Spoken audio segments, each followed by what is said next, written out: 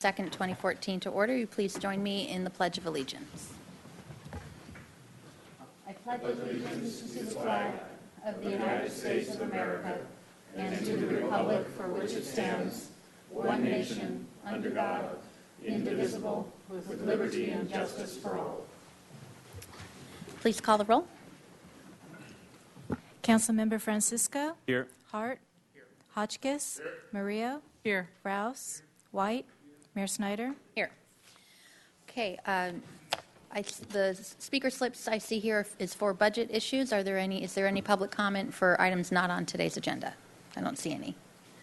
Okay. With that, I'll close the public comment and move on to the work session with Mr. Samario. So before you get started, just so everyone knows, we're going to have a staff presentation. I know there's some finance committee adjustments that we're going to look at, a number of different recommendations and suggested additions, and then then you guys get to speak and say whatever you need to say, and then we're going to start deliberating. But we may have questions for some of you, so if you think you might have questions for some of the speakers here, I'm sure they'll be happy to answer them. So with that, Mr. Samario. Thank you, Madam Mayor, members of council. Bob Samario, Finance Director. Our presentation will be brief, as you sort of mentioned. This is potentially the last hearing we're going to have on the budget before you adopt on the 17th. If necessary, on Wednesday, we will have one more if we don't get through today. Quick outline, just a little bit of background on kind of how we got here. We'll talk about the Finance Committee's review and their recommendations. And then we'll sort of pause and ask councils for direction on the recommended budget, including staff recommended adjustments, before we get into the other discussion of other funding considerations. And then we'll spend, of course, time on the other items that we could potentially be funding, and then leave at the very end any other direction council may want to give to staff before we adopt on the 17th. So in terms of background, the fiscal year 2015 recommended budget was filed on April 22nd, a few months ago. We've held 8 public hearings or budget work sessions where each department got a chance to present their respective budgets to the City Council and the public. We did get a lot of comments from the public, of course, and then a lot of interaction and questions from council. And at the same time, the Finance Committee reviewed certain elements of the budget in more detail, which we'll get into in a moment.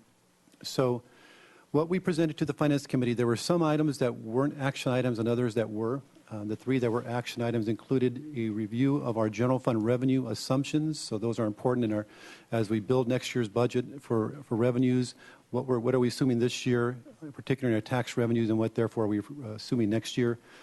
We looked at proposed fee changes citywide, not just the general fund, but citywide, and then some staff recommended adjustments that were made. New information that came to light since the filing of the budget in April. Some informational items we covered included compensation to city employees, any legislation that may provide revenues to local government. Of course, there aren't really any. And then we talked a little bit about SBCAG funding, but those were just informational items only, as I said. So the committee unanimously voted to recommend to council approval of all the staff proposals, including the general fund revenue assumptions, the proposed fee changes citywide. There was one abstention from Councilmember White on the proposed increases to slip fees. And they also recommended approval of the staff recommended adjustments, which were detailed in Attachment 1. We aren't preparing to or planning on presenting those here. Of course, we'd be happy to answer any questions on any of those. There was some minor impacts to the general fund, but some of the impacts were to other funds as well. So at this point, this is where we paused for a second and asked council for direction on the overall recommended budget as filed, including the staff recommended adjustments that I alluded to.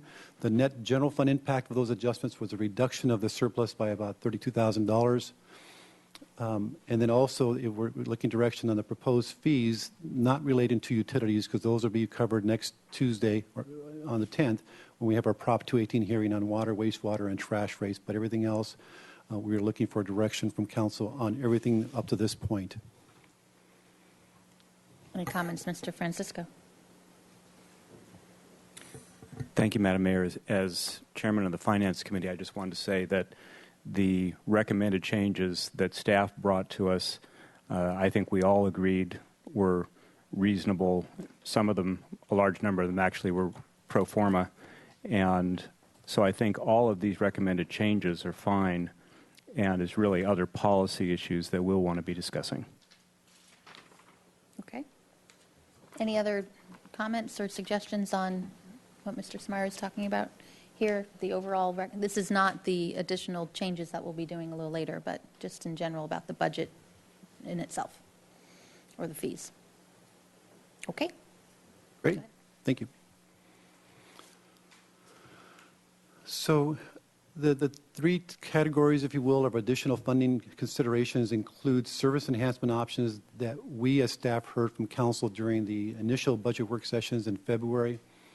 And then during the course of the public hearings, the 8 that I mentioned, where departments presented their budget, other items came up and were raised by council as potential funding options or considerations.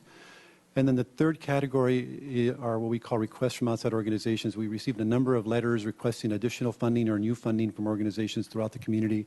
So we'll want to consider those.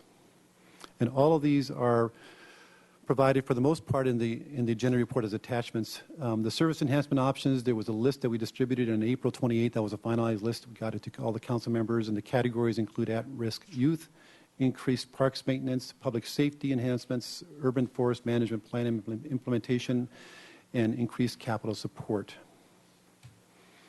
The other funding considerations I mentioned raised by council in connection with the budget hearings. I did want to mention that the question that was raised at one of the latter hearings on improving plan check turnaround, because it took time to develop that, we were able to provide it to council, but via email. It wasn't included in your agenda report, so the email was sent out on last Thursday, the 29th, so you should have that. And then from requests from outside organizations, we have letters from all the organizations detailing what the requests are and about and the justification for them. We did have some late arrivals, although we did send them to the council via email. One was from the Cielo Foundation, a $1,500 request to support the West Coast Symphony 4th of July concert at the courthouse. And the second was the Spirit of 76, requesting $5,000 for safety improvements to a Memorial Day flag display at the Libero Theater. And then there was one change we made to the request from the Neighborhood Advisory Commission related to street lights. We sent a memo to the council on the 28th last week to give you more information on needs and costs, and you will notice as we started getting into the details of the numbers that we eliminated the dollar amount of that. It was originally in your report as $126,000, but because there's still a lot more information that we need, and it's not real clear what it's really going to cost, we just took out the amount and changed it to TBD or to be determined. So just a question on that. If there was interest on here on addressing the issue, you just plug in a number and see where that goes? Yep. Okay. Go ahead. The memo from the Neighborhood Advisory Council said $105,000, that came from Public Works. So that there's a question now whether that was accurate information. Yeah, I think Madam Mayor, Councilmember Murillo, that we had more updated information on the cost per light, and it was a little bit more. So when we did the math, it worked out to be $126,000. But now it's to be discovered. Right, because it just really depends on what direction we want to go with that. I think there are folks here who can answer questions on that, but we felt like there's a lot of work planned already on the east side, and I think a lot more work is needed to determine how many really are appropriate in terms of actual lights to be replaced or installed. It's a long list of locations, and maybe we would go for half of them or something like that, and that would be a different number. And part of the problem is that Mr. Aldana had identified several locations for streetlights where the council had already approved funding for those locations. And so that was where part of the confusion came, is that if we went with his list, half of them were already funded. And when we went back to the NAC's direction, they didn't specify a dollar amount. They just said enhanced street lighting, and then left it up to Mr. Aldana to write the letter. And so we felt we should just get the approximate cost per street light, and if the council identifies it, we would then go back and work on the locations. So, I'm sorry. I'm done. Thank you.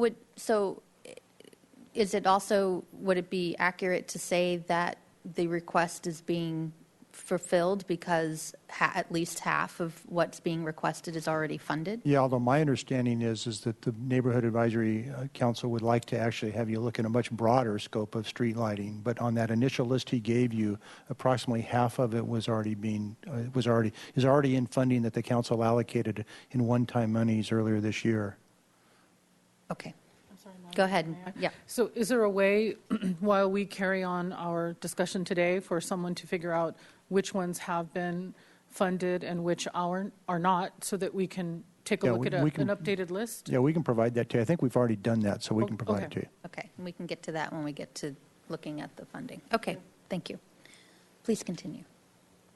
So just a recap of the funding request overall, there are over $2 million in request, and of that, $1.5 million is ongoing, and the total surplus is, in the general fund, is $991,000 and a little bit of change. So that's sort of the order of magnitude of the numbers. So at this point, what we'd like to do is, unless there are any questions about this, we're going to translate or convert to a spreadsheet, and so you'll all be able to see what the items are. Let me see if I can just pull that up. So the way the spreadsheet works is you'll see that the total requests here of $2 million of all categories, and we'll scroll down as needed, and we'll go through them through a process, but $2.03 million in requests. Of that portion, the ongoing amount is $1.446. The total amount available, as I mentioned, is $991,424. And what we'll do, and I'm sure the mayor will be describing the process, but we'll go through as we fill these in, we'll be able to show a running total, how much money is left of the 991. That's how the spreadsheet will work. So you'll be able to see interactively what the impact is of decisions that are made in terms of the impact of the 991.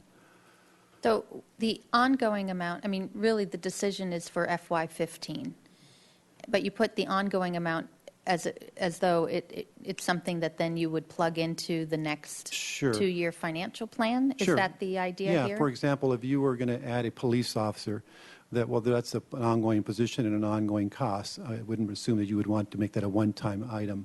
So to the extent any of these items are ongoing in nature, we will treat them as ongoing and then, of course, build it into the next 2-year financial plan with 16 and 17. But, of course, it's still subject to final approval by the council at that point. But we just wanted to give you a sense of which ones and how much is ongoing versus one time. And if the council said just do it for 1 year, then we would just do it for 1 year and come back to you next year as a part of the budget to ask for direction. Okay, so we have that on certain things, Certainly. obviously. If it's hiring a new employee, that would be difficult, but if it's services for 1 year, the question is it for this year, or are we looking to, do we want to have that conversation a year from now, or just say this should be a new ongoing program? And the way we've defined it is especially like the capital improvement money, that's clearly one time, whereas the programmatic things, we assume that it would be ongoing, but obviously you could tell us, let's, for example, expand the city youth program for 1 year and then come back next year. But as you mentioned, if it's a new employee, generally that's ongoing, although still the council could say it's 1 year funding, and then the problem is then we would probably look for it through attrition to reduce it as we got close to next year. Right, but really the big issue is next year's funding, because if we get into trouble a year from now, everything's up in the That's air correct. anyway. If you put all 990,000 towards ongoing, and then next year we go into a recession, then we may have to cut. Right, okay. Okay, thank you. Mr. Francisco. Thank you. Mr. Samario, on item I, additional park ranger, and then in parentheses includes lead park ranger, what does that mean? Madam Mayor, Councilmember Francisco, so questions, we have staff here to answer the questions of any specific items, so I'm going to look to somebody from the police department. Oh, you got that one? I'll give you the pretty quick answer. For year one, the reason the number's higher is because there's some one-time expenses related to a vehicle and equipment. And then it includes a lead park ranger because as you add a park ranger, we think now your span of control is such that you'd need to promote one of the existing folks to a lead position for, I think it's $7,000 or $8,000 to supervise the other park rangers because as you've added, and so that we've added that in there because we think you would need to do that. So there isn't a lead park ranger right now? That's correct. And how much of this lead park ranger's time would be devoted to management versus being a park ranger? I'll now let Ms. Rapp come in.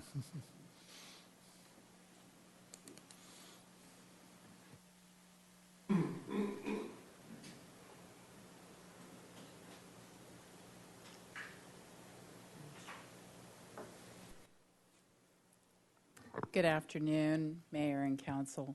Madam Mayor and Commissioner and Councilmember Francisco, the majority of that person's time would be spent out in the field. So part of what they would do is assume responsibility for the scheduling and the oversight of the program, but the majority of their time is spent out in the field. So who's doing scheduling and oversight now? Santos Escobar.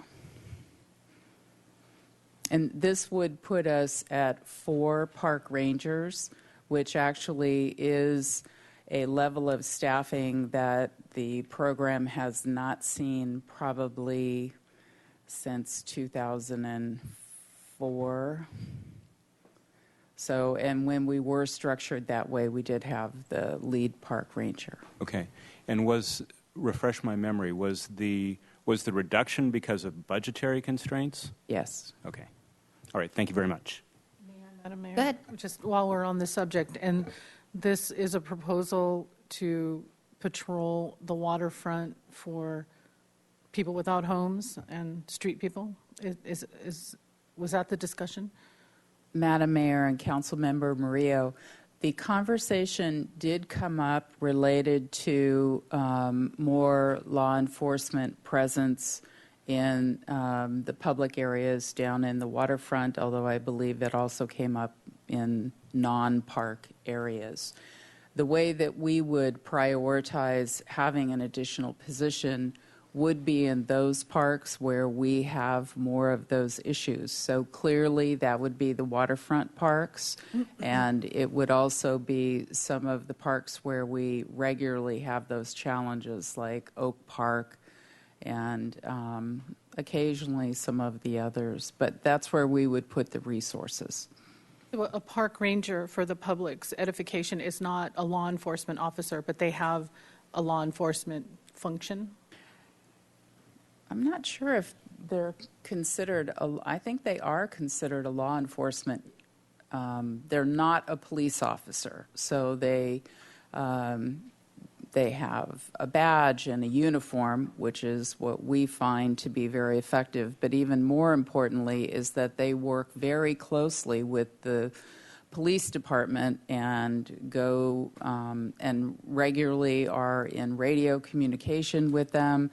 And if there is some call that comes in that the park rangers can respond to, they are dispatched by the PD dispatcher to do that. And as needed, they will call for assistance from the police. So it's a very close working relationship. Thank you. Mr. Rouse? Thank you, Madam Mayor. Mr. Samario, on line items that say expand or enhance in that nature, do you have at your fingertips the information about what we currently spend and how many people we serve with that? Is that? We don't have that handy. I mean, is there any particular area you have a question on? Like I was this? just even thinking about line item A, where it's expand, youth's program. I don't know what we currently spend and how many people we serve currently. I just want to, how much bang for our buck are we getting with this enhanced line item? And we'll just drag Ms. Rapp back up here, shall we? Yes. Ms. Rapp, and then stay there because I have a question for you too. Okay. You're next and then me.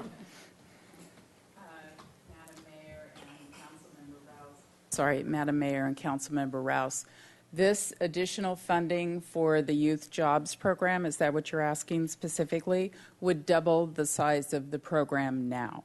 And currently, we are serving 50 youth in the year. The funding comes from the general fund, CDBG, and additional grant funds. So it's not all within the general fund. And what was the other question? Sorry, I was. Well, once again, I was trying to get to the significance of this funding, what it meant to the current level of what we're doing and the amount of clients we're serving. So it doubles the program, but the most important thing is that it really positions, because it is adding additional staffing that would allow us to be more flexible should we get additional grant funding. It would allow us, we're in a position to expand the program more easily. We're really at our max right now with the staff who oversee and coordinate the program. So we really could not expand and serve more youth without bumping up that staffing level. And in your opinion, the demand exists? Yeah, the demand definitely exists. We are not able to serve all of the youth who are looking for this kind of assistance. Mr. Hotchkiss? Mr. Rapp, that said, does that mean there are waiting lines for these various programs? For the youth jobs program? Yeah. Yes, we try to place as many of the youth as we can. We have a certain amount of money over the year. So sometimes you'll have youth who they have 160 hours. That's our number of hours that we work with in the youth in those programs. So some don't work that number of hours, some work a little more. So it's more about stretching the dollars as far as we can. But there is definitely more need than this program is able to provide. And there are a number of other programs in the community, so we all work pretty closely together, and if we don't have opportunities, we're referring to other programs and vice versa. So in the summer fund drop-in program, is that booked up right now? So the Summer Fund Drop-In Program actually is pretty full. If we're not at capacity, we will be soon. And this would be providing breakfast to the 850 youth that participate in that program. And where do they get breakfast now? The breakfast is a program provided through the school district and through the Food for Kids, No Kid Hungry program. So this funding is simply for the staff hours that allow the program to function earlier in the day. And if they didn't get these breakfasts, they'd be eating breakfast at home? They wouldn't be eating breakfast. Or they wouldn't be eating breakfast. One or the other. We don't know. The focus of this program is during the school year, the kids in many of the communities and the neighborhoods get at least one meal during the day, during the school year, primarily lunch. And so this provides that additional opportunity through the summer months. Under the Bonnet Park Field Turf Plan, Yes. the park that Mr. White had proposed is listed as a cost of $25,000 for the design, et cetera, of it. But this is listed as a plan for $75,000. Can you tell me why one is so much more expensive than the other? Actually, two different things. The playground at the municipal tennis facility, Right. the $25,000 would be for the design and permitting. So it's a playground. It's on a smaller scale.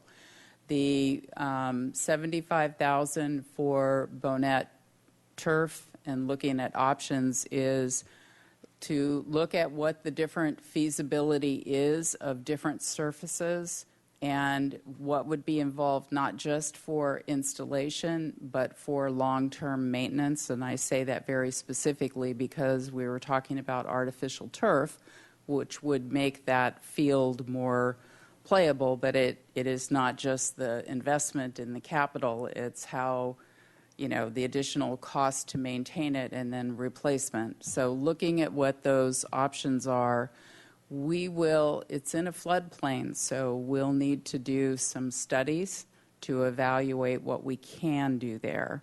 And then the hope would be we would come out of that with a recommendation and then have everything ready so that we're design and permit ready, so that we could then go out and do a capital campaign for the construction costs. So it's natural grass now, although it's somewhat natural dirt, Right. but it's about 50-50, but that's because it's used so much, right?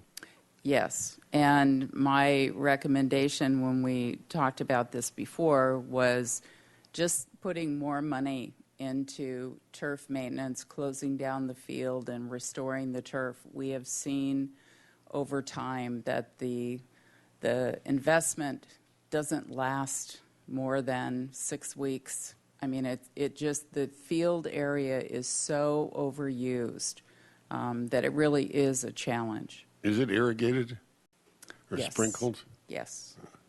Okay, thank you. The, Ms. Rapp, the M, Park Irrigation System renovation, 100 to 200, are those absolute cost, or is it for a specific item? So if we wanted to give you 50,000, does that do you any good, or is it either 100, 200, or nothing? So in our capital program, this is an ongoing project because we have so many dated irrigation systems in our parks. So we would prioritize with this, the 200,000 would be to focus on a new system in the Dwight Murphy Sports Field Complex. And that would be our highest priority because that's where we see the biggest return in terms of water use and cost. So that is the cost for that. If there was a desire to put some money towards the irrigation replacement, we would look at, and it was a lesser funding amount, we would look at smaller parks that weren't quite as involved. But doesn't rise up to the level of need as Dwight Murphy would, but it's about, if you can get the money, you'll take the money. That's correct. Okay. You know, with 47 parks, we've got parks of all size, and for us, we would just look at a different target. Okay. I have another question, but Mr. White, was it a question for Ms. Rapp? Okay, go right ahead. I'm asking sort of an analogous question about the playground replacement in East Beach Park. Is that scalable as well? Is that something where half a loaf is going to get you somewhere? Or, for example, and also in the notion of grant funding, does it tee us up for something in that regard? Madam Mayor and Councilmember White, no, that's pretty much the cost. And that playground rose to the top of the list when we had to remove elements, and because they failed and weren't safe. So that is really what is needed, is to replace the entire structure. And I will, even though you didn't really ask, but since you're asking about could you do with less, I did run some numbers on the Youth Jobs Program.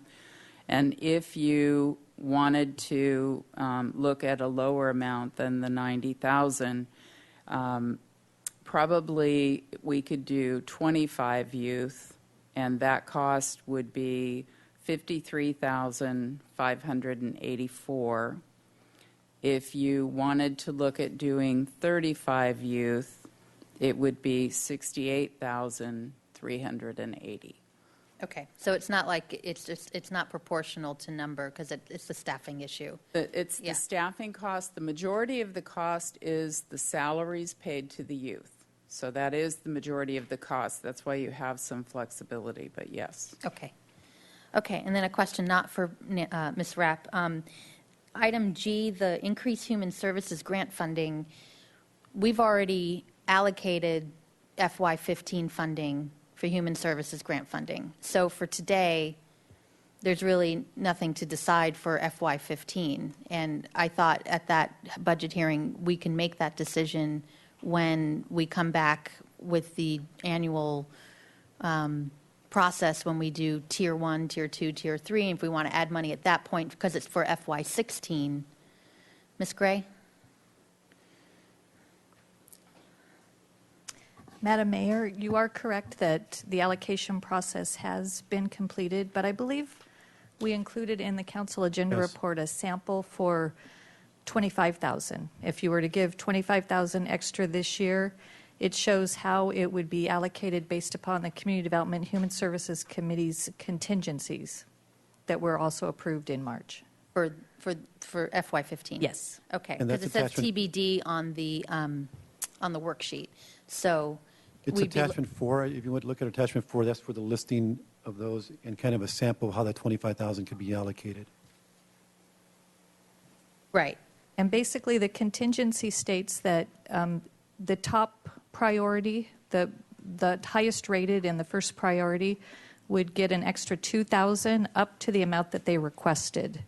So if you look at the example for the 25,000 and say you wanted to give 20, you would just go from the bottom up and take away. Okay, so really for that item, the maximum was 25,000. I mean, we could do That was 2 an million example. if we wanted to, but okay, that was That the- was just the example that I got it. gave. Okay, all right, that makes more sense. But okay, so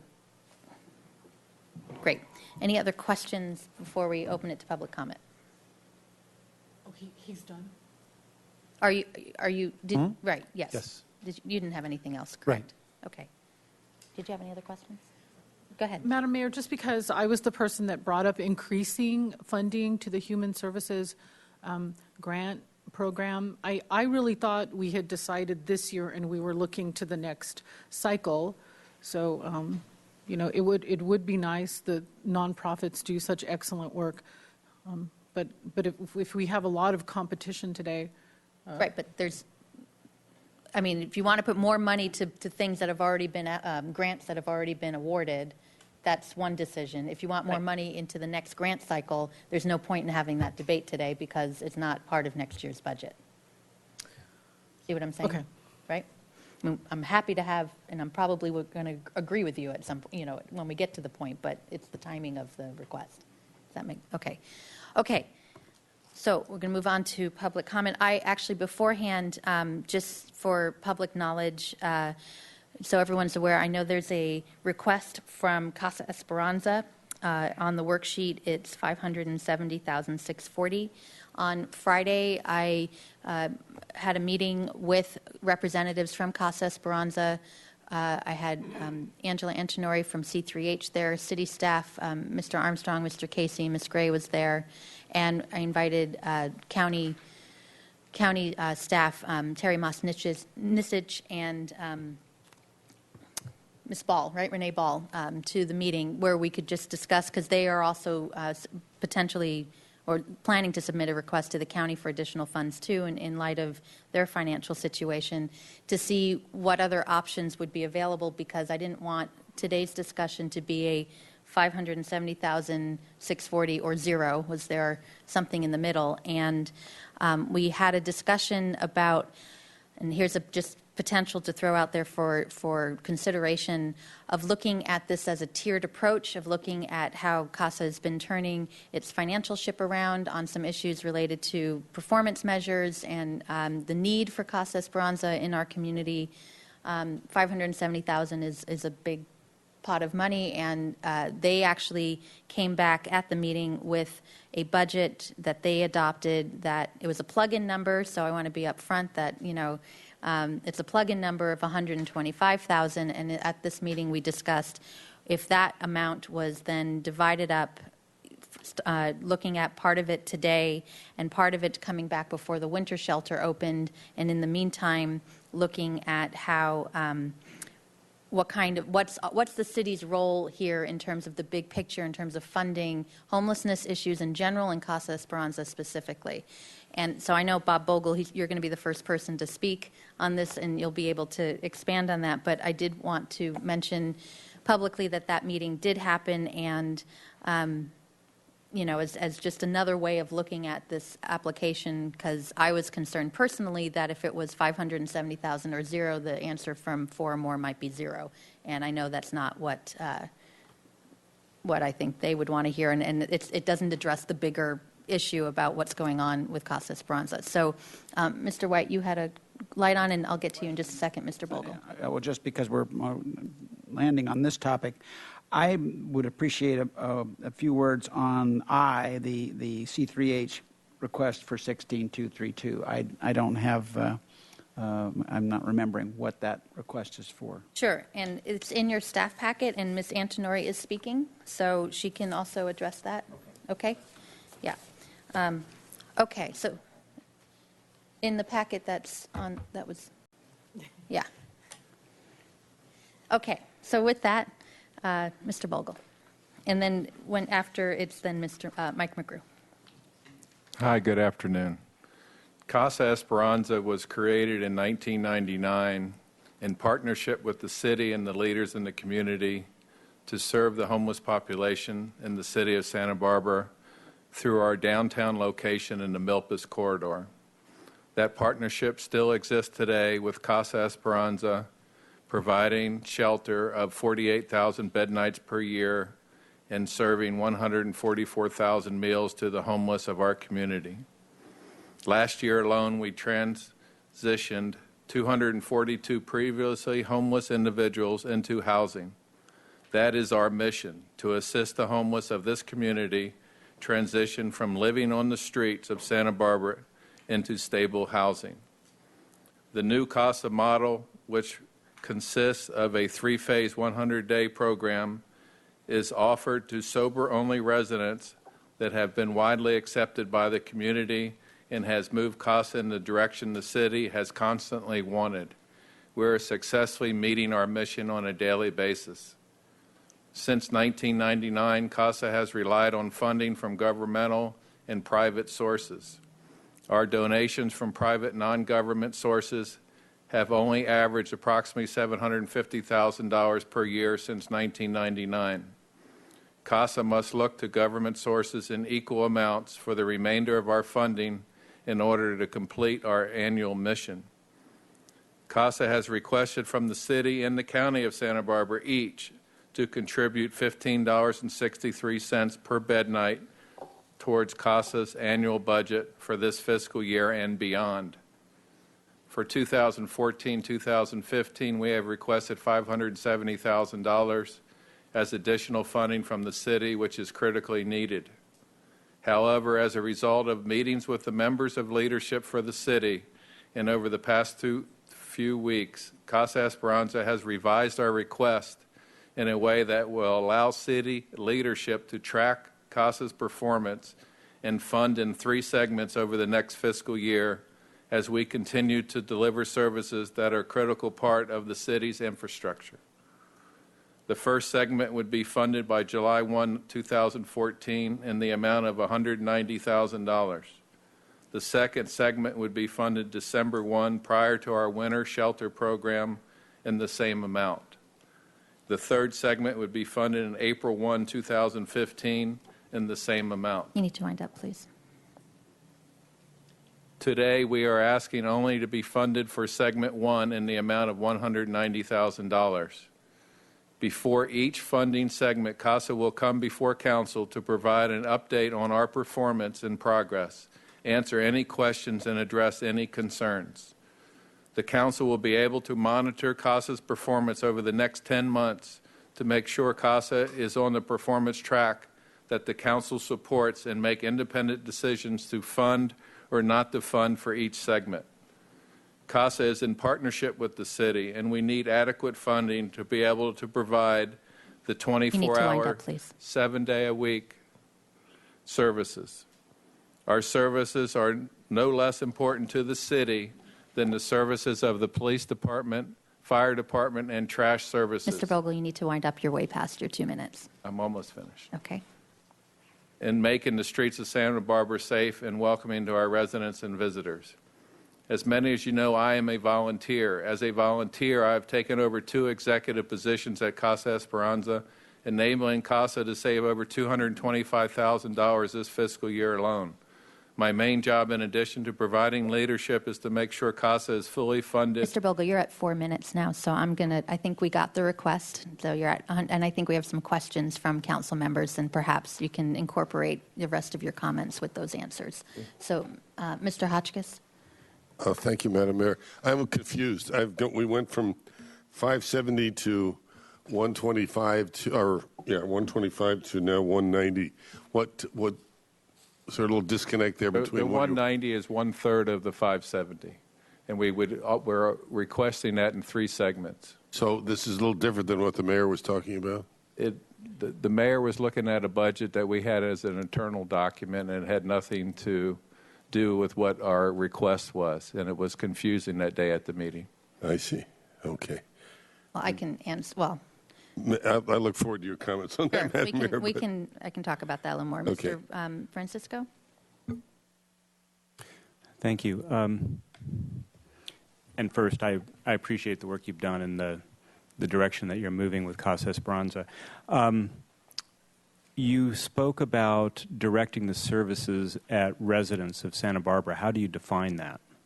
We do that on a very strict intake format. and we look at residents to be in the Santa Barbara County for over a year. Okay, thank you. Thank you. Mr. Rouse, did you have a question for Mr. Bogle? I did, Madam Go ahead. Mayor. Thank you. Mr. Bogle, what is the total budget, annual budget for Casa Esperanza operating budget? It's between $2.2 million and $2 million based on them hiring an executive director and a general manager. Okay, very good. And what is when we go through the amounts of grants and whatnot, there's various line items. Do you know what the city's participation is currently with Casa Esperanza? The current participation is about $260,000. All right, thank you. Okay. So I don't want to get in debate during public comment. You heard his comment and his updated request, and we can talk about that when we get to our deliberations. So thank you, Mr. Bogle. Okay, thank you. Mike McGrew will be followed by Roger Durling.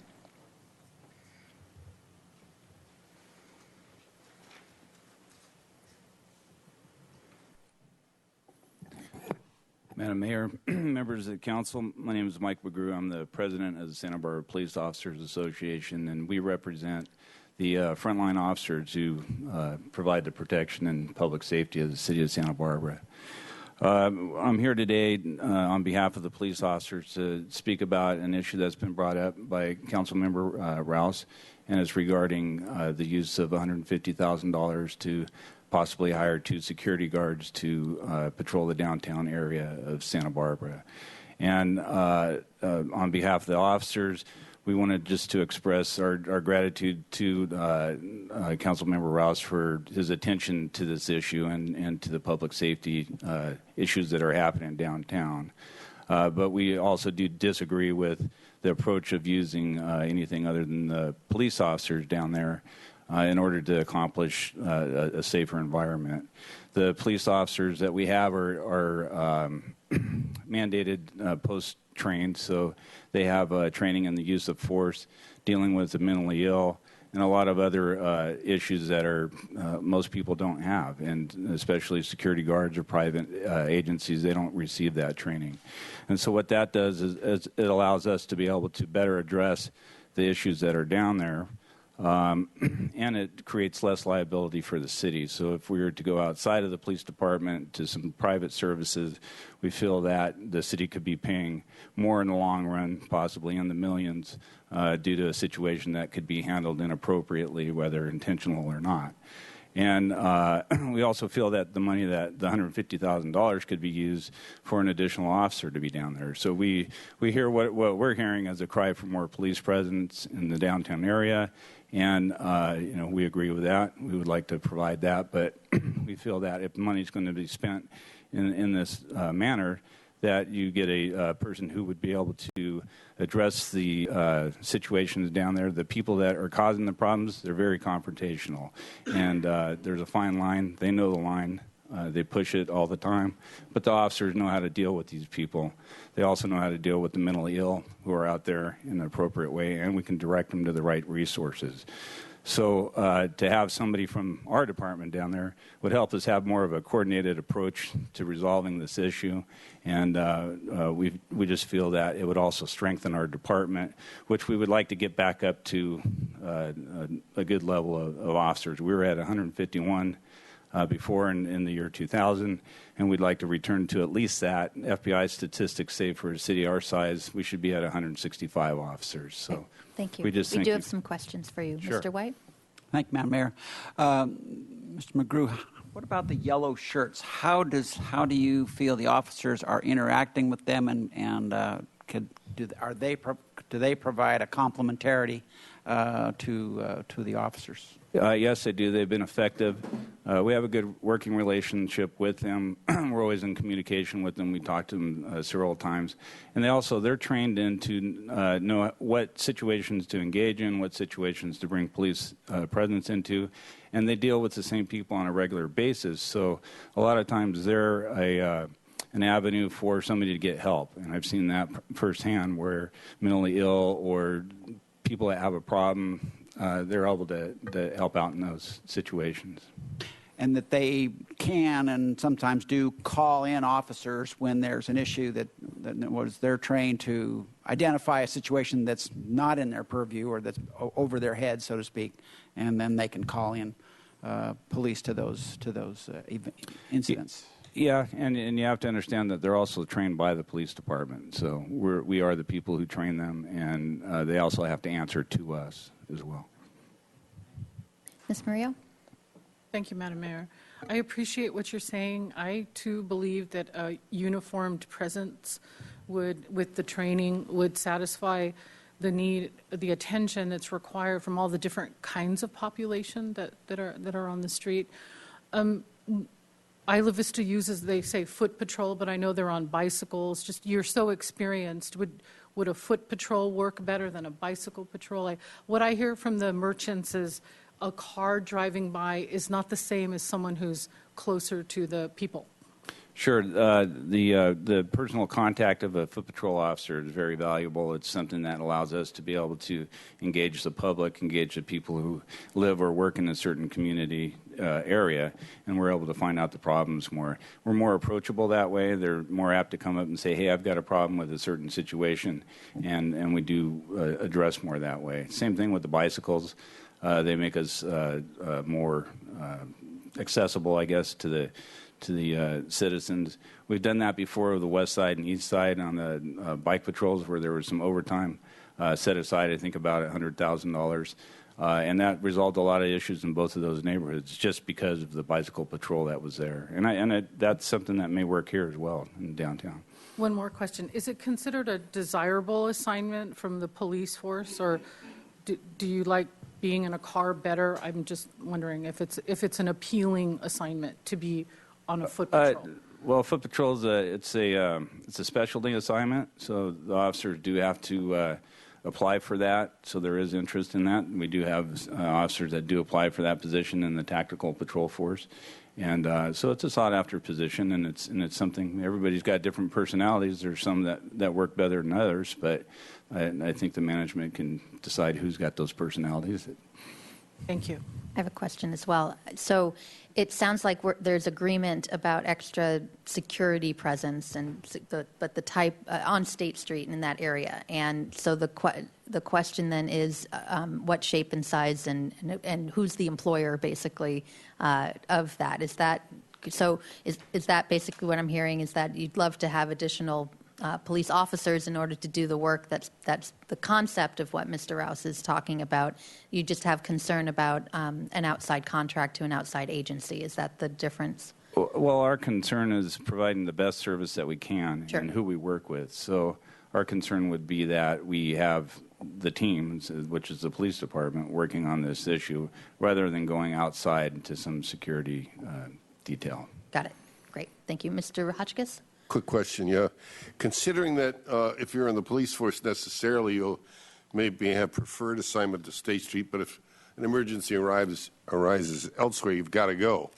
I think, as I understand it from what Mr. Rouse is proposing, he's going to have 2 people full-time there, and there wouldn't be any extraction for other reasons. Could that not still be an improvement in the presence that you're talking about, although not ideal from your point of view? Well, I think once you put somebody on a bicycle or on foot, they're pretty limited to that geographical area. They're not going to be running up to the north end for a bank robbery. They will be responding to the stuff in the downtown area, which I believe that's what we want to do. So I don't think by hiring another police officer, if that's what you want to do, and setting them downtown, I think you can give them direct direction on that they're to stay downtown and handle those situations. We do that quite often with a lot of different details. All right, thank you. Thank you very much. Thank you. Thank you. Roger Durling will be followed by Angela Antonori.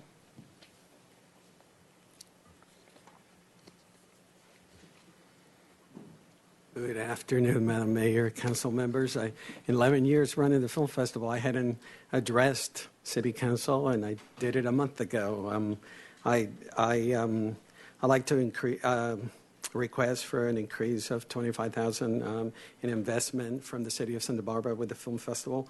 The festival has been growing consistently for the past few years, and the attendance last year was 85,000. It was an increase of 10,000 people from the year before. Surveys that we did on ticket sales, we tracked down 39% of this past year's attendees came from outside of Santa Barbara. That's 33,150 people.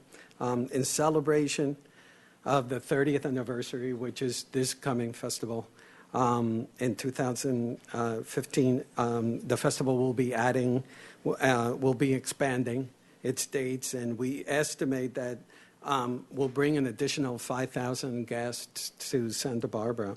5,000 guests extra at the festival, with 1,950 being from out of town.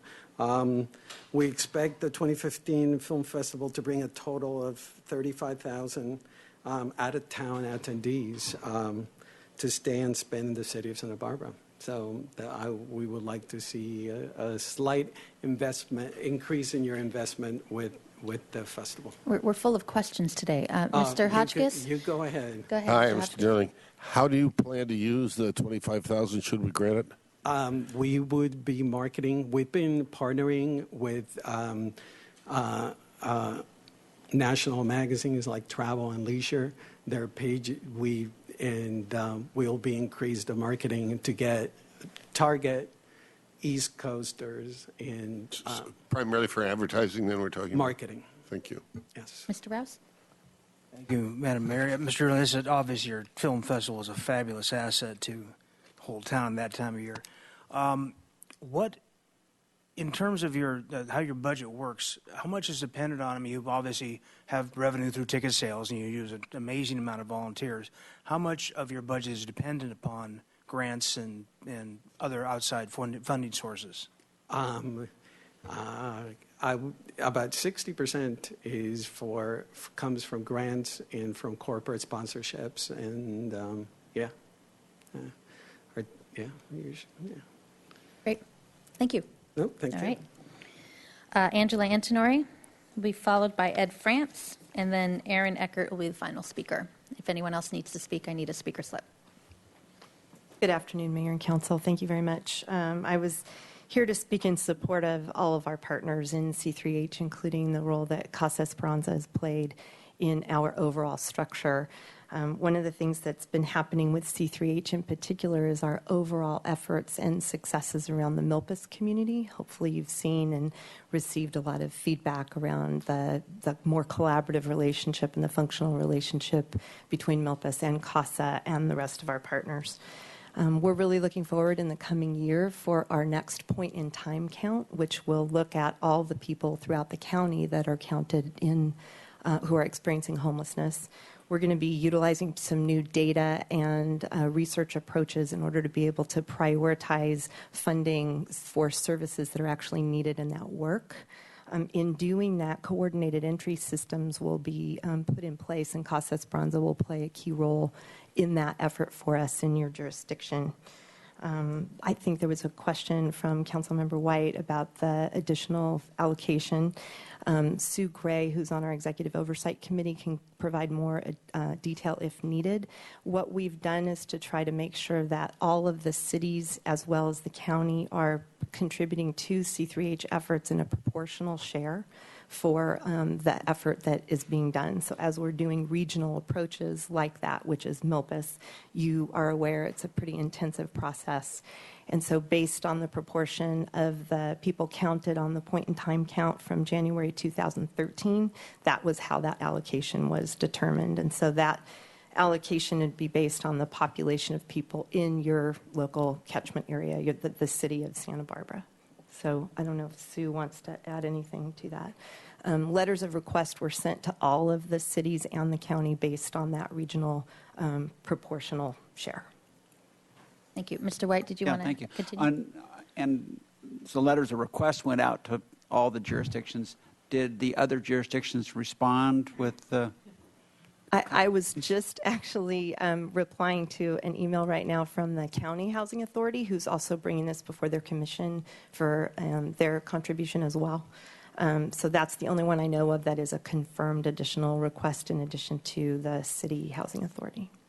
but we don't know about Carpinteria or Goleta at this point. Not yet. Those are all in process. We've applied for the proportionate share or a portion of the share that Goleta would be contributing through their human services and other processes.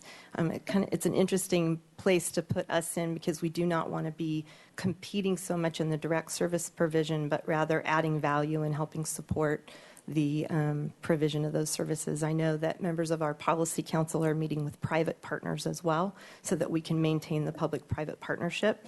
And I was in communication with, among others, the Santa Barbara Foundation, and I know some members are meeting with Cottage Hospital. So we're really looking to make sure both our public and private partners are contributing as needed. And certainly, I expect that all here share the interest in making sure that other jurisdictions are participating. So, to the extent that that information comes in, please pass it along.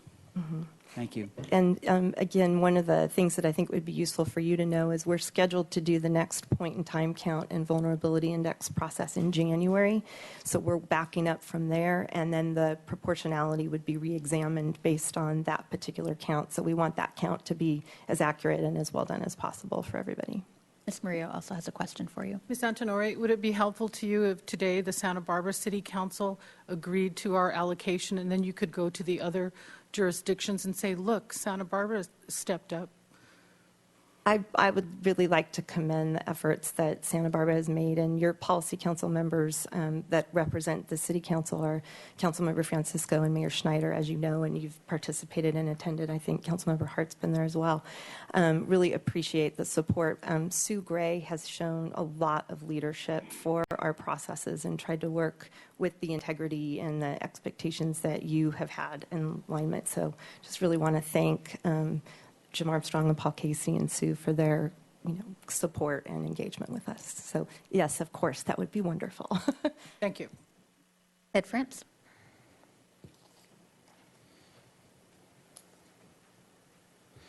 Madam Mayor, Council, thank you for taking the time during your budget hearings to hear these requests from your nonprofit community partners. My name is Ed France. I work for the Santa Barbara Bicycle Coalition, and we highly value our partnership with the city, both through Parks and Rec and through Public Works, to offer youth bicycle education as long as support services for those who rely on their bicycles for transportation through BC Centro, our bilingual community cycling center. Together, we have established over the last 7 years an important piece of community and transportation infrastructure. We've helped over 4,000 bicyclists at BC Centro, and we've helped over 1,200 students through the South Coast with youth bike education. The number of cyclists that rely on their bikes for transportation is on par with those who rely on MTD and busing for transportation. There's a significant need, and with your help, we've been able to significantly meet that need. And part of that is a facility. In order to do what we do, we require a robust facility, and that's a major expense for us.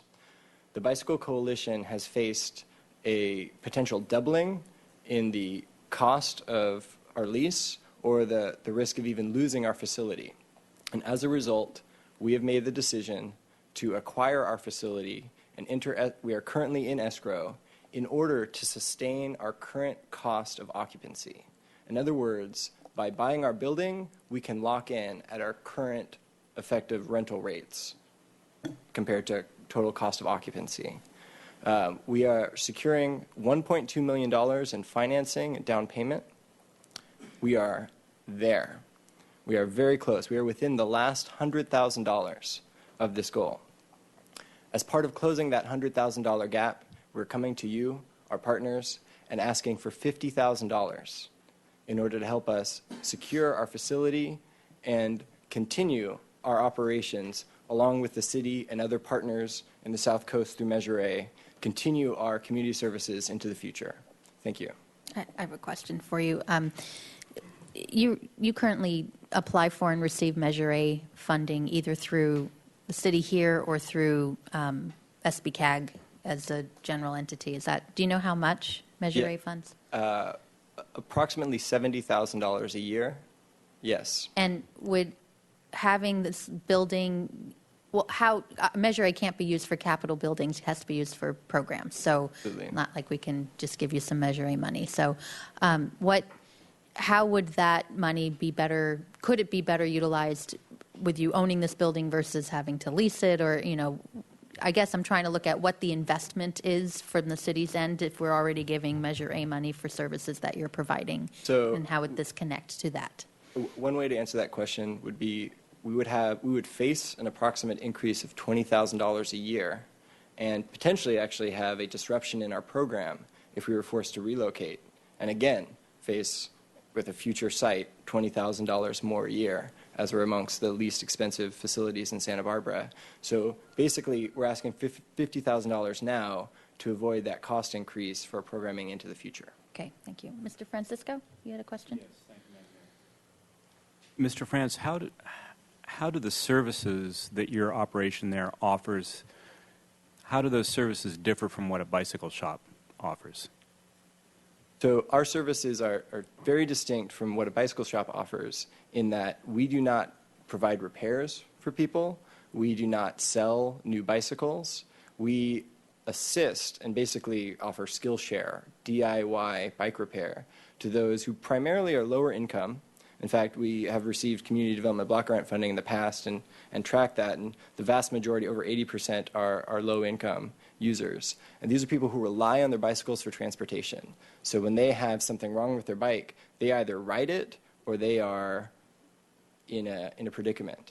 So we are different in that we don't take drop-in repairs, and we serve the customers that are often the freebie or kind of philanthropic repairs that shops would otherwise take. And that's significant. It's over 1,200 people a year, unique individuals that use our facility.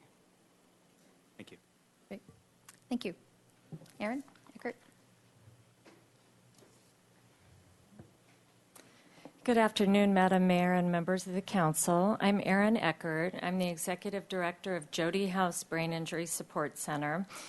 And I'm here to advocate for the additional funding to be allocated for the human services funding. For us at Jody House, it would make a tremendous difference to have some additional funding, and we're really grateful that we were allocated some funding, $10,000 for this next fiscal year. We receive very little additional government funding, and brain injury in general is in society not really viewed as a problem, although some recent research that came out showed that among the homeless population, they were 400 times more likely to have suffered a brain injury prior to becoming homeless. And people with brain injuries also have a much higher incidence of substance abuse problems and mental health problems, as well as suicide. And so we're trying to prevent the people going through our program here in the city from experiencing these concerns through our program. And additional funding would be greatly helpful to us in those endeavors. Also, Leo Rojas is a member who went through our program, and he's going to speak for a moment about his experience. Thank you. Good afternoon. About 9 years ago, November 15th, 2005, I was in a bad car accident. I drove off the freeway, fell down a cliff, 120 feet, was ejected from the vehicle, broke most of the bones in my body, traumatic brain injury, horrible injury. I was going to school at Pepperdine at the time. I came out of the coma, and I was like, I got to go to class. The doctor's like, no, you don't.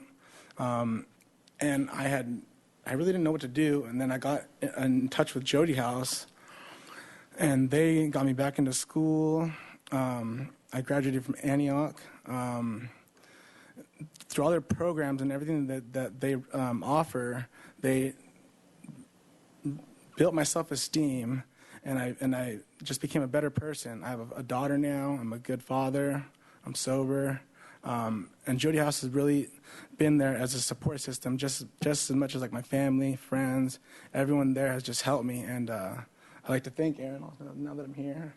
And I think it's just a wonderful place. And now I have had the fortune of coming around and helping another individual who has a brain injury, severely brain injured individual who's also blind. And so now I'm kind of give back, and I've been helping him for like the past 4 or 5 years, also at Jody House. So it's kind of I've been lucky Thank enough you to for get back. speaking out. Mr. Francisco, did you have a question on this? Nope. Okay. Thank you very much. Madam Mayor, I have a question. We have a question Aaron, from if I Mr. could. Hotchkiss. There's no question what you do is unbelievably important, of course, and if the pot was as big as we all wished, it would all go in your direction. But you receive CDBG funds now? No, we were allocated some funding from the Human Services Commission. How much were you allocated? Do you recall? I can answer. Or Ms. Gray, if you want to. I think this is a Ms. Gray question. I have it here. You asked for a $25,000 grant and got $10,000. And I think the request, if we were to put more money into human services, we would have to put a lot more than $25,000 under the formula that you had here, right, Ms. Gray? Madam Mayor, Councilmember Hotchkiss, that is correct. If you look at the exhibit, I believe it's Exhibit 8 or Attachment 4. Attachment 4. It shows how far 25,000 would fund down to. And Jody House, a very worthwhile program, they're in the second priority for these funds. Thank you. Okay, great. But thank you for speaking out. Really appreciate it. And thank you for sharing your story. Thank you. Okay, any other public comment? Okay, with that, it's to the council. So we've done similar things like this before. I want to explain how I suggest we go about doing this. It seems to have worked prior to. First, if there's any additional questions council members may have to clarify things, we should get that out of the way. Then what I would suggest, we just go down the line and tell us your wish list. Don't worry if your wish list is more than the funding allocated. Just go through the line and saying, I'm interested in funding this one, and if it's for the full amount, say, and if it's not, then what number do you have in mind? I have a checkbox here I can keep track, and so does staff. And after we go through all 7 of us, if there's items with 3 or less check marks, then they'll be off the list, and then we'll just see what the number is for anything with 4 or more check marks. Will probably still be over the amount we have available, and that's where the fun begins in terms of moving things around and negotiating with each other. But I think in order to get a first round of priorities down, and if we need to go through the list another way and we'll start with a different person, we can do that, but let's see where we head. Is that sound okay, Mr. Smart? We talked about this ahead of time, so but first, questions, if we could get through questions first. Ms. Murillo?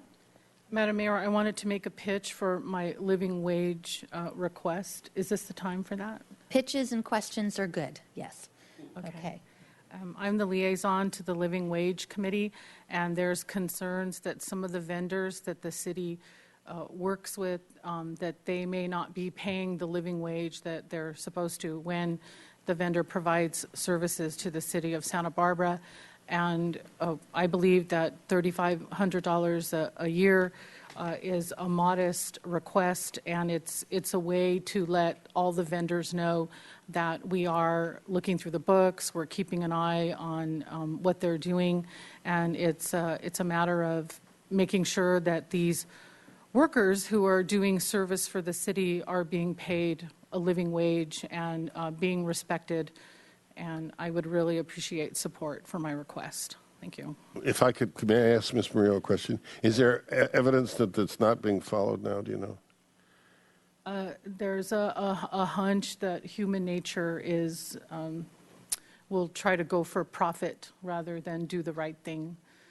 So I think your answer is not real evidence, but major hunches. Right, yeah. Okay, thank you. I think that's the point of the audit, right? Right, the audit would make people behave correctly. Mr. Hart? Oh, your light's, you don't have to put your light on if you're ready to go through. We'll get there. For questions right now, Mr. Rouse? Thank you, Madam Mayor. I will clarify briefly what my proposal is for the State Street presence. I completely agree with Sergeant McGrew. If we could have 165 officers, and especially if we could dedicate officers solely to walking up and down State Street, I would do that far. There's nothing like a cop. nothing like a uniformed officer. And I'll just dispute that for a moment. This proposal is not for cops. It's not for security. It's for a presence, a visible, authoritative presence. It's a more of putting people back in their comfort zone, more of bringing people back to State Street, people that live here, people who visit here. And what we've done with our budget, one of the reasons we have a surplus is because of what goes on in the downtown and with our visitors. So to me, this is an investment. It's meant to be a one-year pilot program. I would like to eventually replace that with uniformed cops, and I would do that in a heartbeat if we could do so. Thank you. I have a question, actually, maybe it goes to staff on this proposal. How I looked at it was the concept issue of increased presence on State Street, some form of security presence, and that's a wide net. And I hear and appreciate the concerns mentioned by the POA. But for today, and I think there's questions of if it was another officer, we don't have the authority per se of telling the police chief exactly how many, or maybe we do, and maybe that's exactly what officers should be, what hours, at what time of day, and so there's questions about that. But for me, what I was looking at is, should we set aside funding in the budget so that, because even if it is a contract, we'd have to come back here anyway to approve any kind of contract, or if we're adding staffing, that would have to be worked out. So the real issue today is, do we want to set aside funding for the concept and then figure out and incorporate the concerns that have been brought up, and to see what can be accomplished with that funding? I mean, that's how I looked at today. And let me respond first to the issue about the contracting out. Should the council approve this, we have not spent a lot of time on this. What we've looked into a little bit is how business improvement districts in Southern California have done this, because there are several of them that have done it. But what we would do is we would then work with the police department, and the proposal from Councilmember Rouse is to have this supervised under the downtown parking organization or operation, which we would develop a draft request for proposal. We would then have both the police department and Public Works work on that to make sure that it's, we don't have folks doing police work, or this, they're not doing something. We would also, of course, work with the city attorney's office on appropriate indemnity provisions. And then we would issue that request for proposal and get proposals.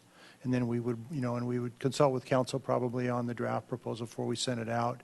And then once we got proposals in, then there would be a contract for approval. And that's probably a 3 or 4 month process, quite honestly. So that's what we would do is well, we haven't spent a lot of effort other than we would get sample RFPs from other organizations that have done something similar. And then with regards to should council approve an additional officer and want to have it, designated for downtown, what you could do is say we would like this officer assigned to downtown, and then as appropriate, we would have it. The one thing is that the police department looks at kind of a priority listing, and the number one priority is patrol, and that's where we try and staff, and there's certain levels. When we go below that, we pull folks from other disciplines. And as Deputy Chief Mannix went through his, operational strength, functional strength, budget strength, that it's not uncommon for us to pull from certain specialties, especially when we have a lot of injured officers on duty. But if you said put them on the downtown, we'd probably assign them to the tactical patrol force. They'd be assigned downtown, and as long as there were, the positions were filled, then that's where the person would be based and primarily work, unless there were other issues that required that the department pull them out.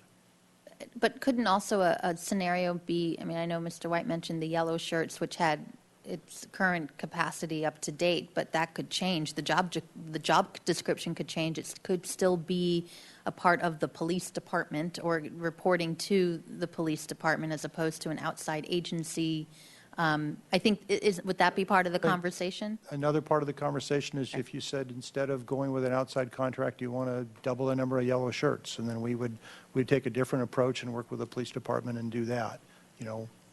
Okay, all right. If I may, Madam Mayor, Yeah, go ahead. it's not an original concept. This is done in quite a few other communities, usually in a business retail district, for this very reason, is they are trying to increase visible presence. And there's a hybrid we could certainly develop that would be our own, and I certainly wouldn't do it without direction from our sworn officers and how that's done. But we need to, I think, in my opinion, expand the presence in the comfort zone so that everybody feels like we have an eye on the prize, because our police are stretched thin. We aren't staffed at the level I think we need to be. And when we get there someday, then this can be a piece of history. Okay. Mr. White? Thank you, Madam Mayor. And my pitch question is in that very same vein. With my primitive math suggests that if we were to take the money that Mr. Rouse, and thank you, Mr. Rouse, for putting this out there as obviously an unmet need. If we took that money and put it into yellow shirts, I'm coming up with 24 person hours per day that's available. And scaling this thing is obviously there's going to be, as we heard from Ms. Rapp, and that was, again, my request about the park ranger person was in the same vein, looking for cost-effective ways to get that presence out there. 24 person hours per day of yellow shirts. Obviously, it's going to take more supervision, but is that something that if this council were to say to you, this is the direction we want to go, is that something that you would see as doable and could move forward with?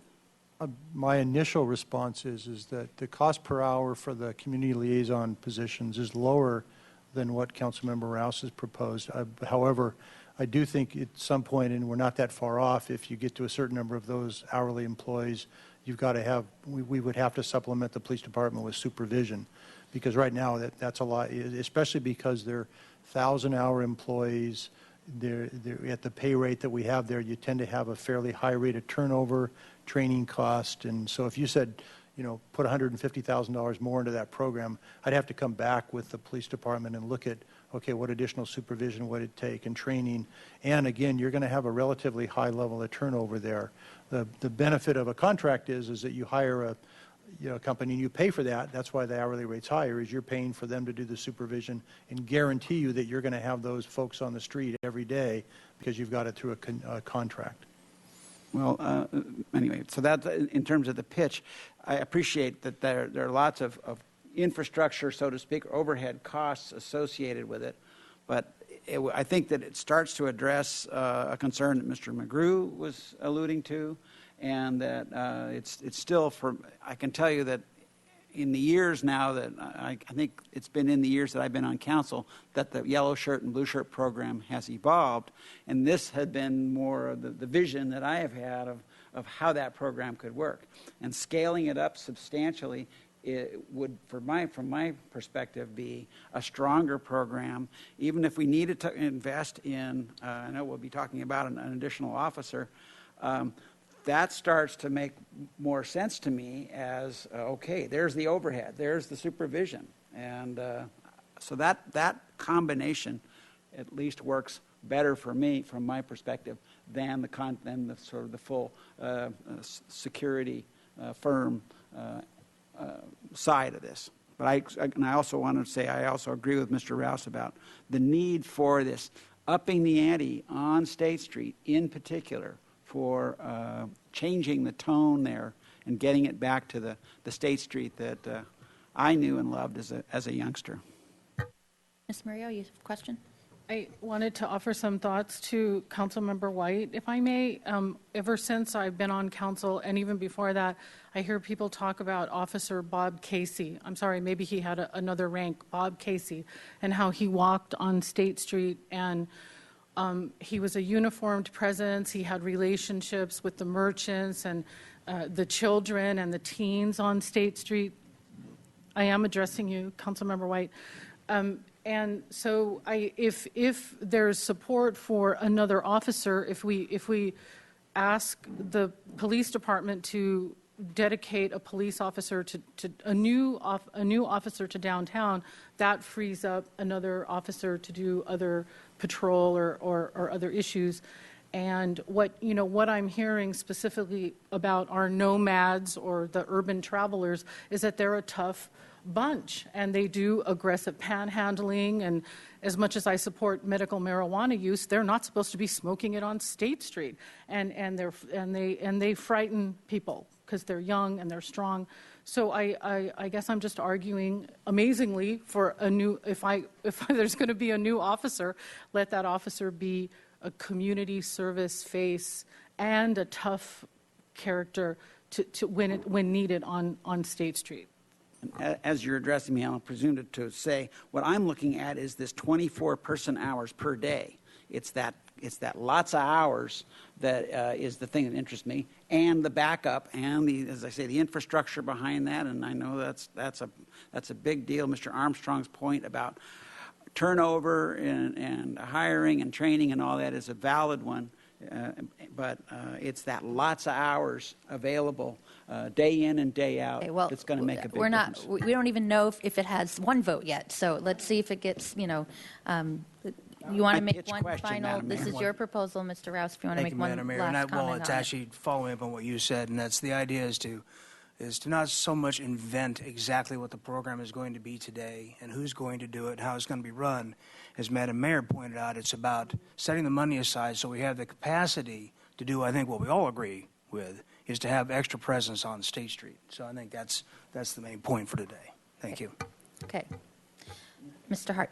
Actually, I do have a question now. So, Go ahead. back to Casa Esperanza. Yeah, I was going to. Could you help? Could you help with that? Ask me because I was going to mention that as well. Would you so go please ahead. help us out with that? Thank you. So, well, obviously, I didn't know what Mr. Bogle was going to say until he said it.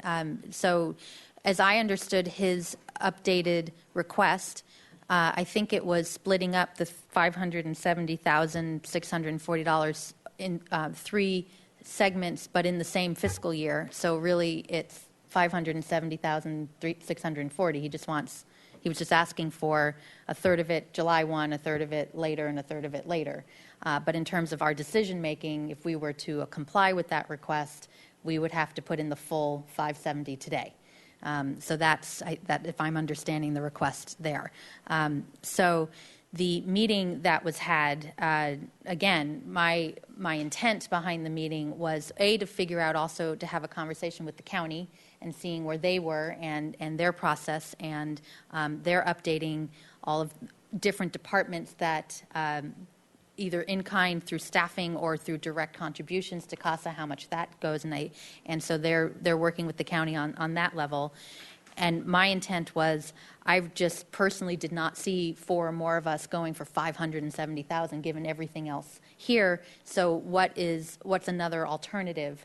And part of that has to do with having a bigger conversation about what is the city's financial role, direct financial cash role in relation to homeless services in general, and then in this case, Casa Esperanza in particular. And so what that meeting ended up becoming was a proposal I threw out at the meeting, which was put in purposes of today. You can do it in one of 2 ways. Plug in 60,000. But they were looking at 125,000 in their budget, and it was a plug-in number. So I don't want to say that that's going to solve all their issues. To take 125,000, split that up, I was suggesting 60 today for July 1. Start a conversation about this bigger picture. Look to see how their financial picture is getting back into order, continuing the good relations we're already seeing and having a few months with that.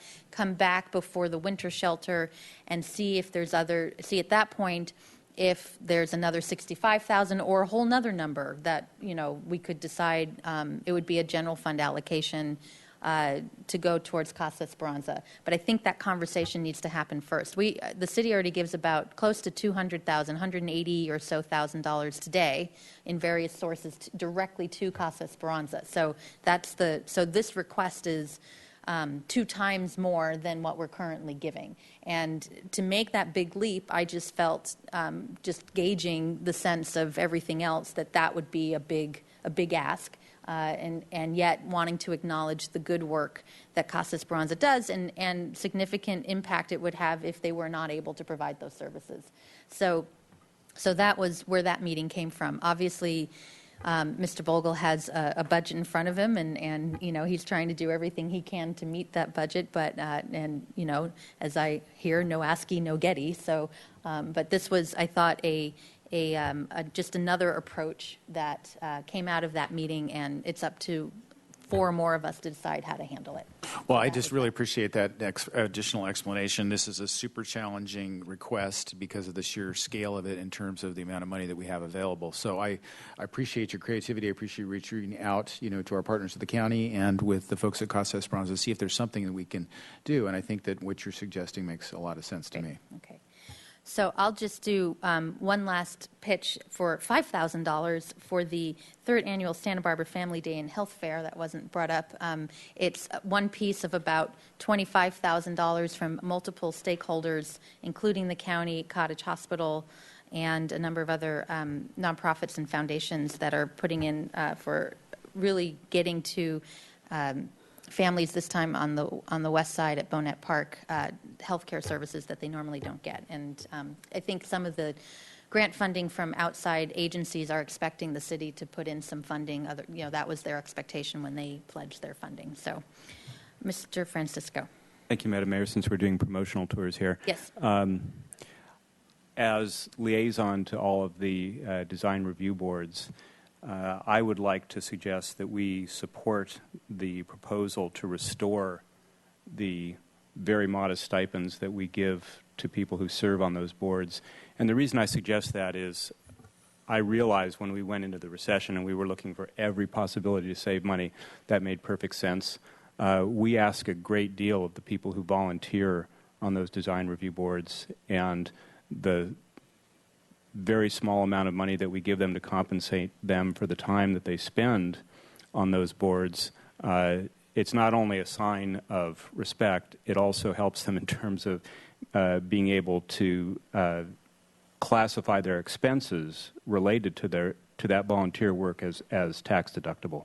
So it's an important benefit to those individuals, and I think they do a lot for the city. Great. Okay. All right. With that, let's get to work here, what we've been working on. So I'm going to start, Mr. Hotchkiss, we're just going to go all the way down, and we'll see where we land.